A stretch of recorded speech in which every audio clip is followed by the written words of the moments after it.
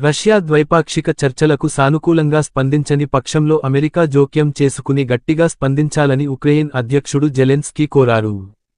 భూభాగం విషయంలో రష్యా ఎలాంటి రాయితీలు ఇవ్వడానికి సిద్ధంగా ఉందో అన్న విషయంపై స్పష్టత లేదని ఆయన అన్నారు. తమ ప్రతిపాదన ఏమిటో తెలియాలంటే ముందు మాస్కో తన అభిప్రాయం వెల్లడించాలని ఆయన పేర్కొన్నారు.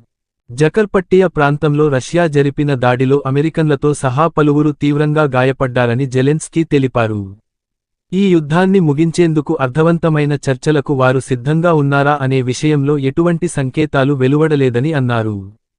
ఈ నేపథ్యంలో బలమైన ఒత్తిడి, ఆంక్షలు, టారిఫ్లు అవసరమని అభిప్రాయపడ్డారు. ద్వైపాక్షిక చర్చల అంశంపై తాము తొలుత అంగీకారం తెలిపినప్పటికీ రష్యన్లు సిద్ధంగా లేరని జెలెన్స్కీ పేర్కొన్నారు.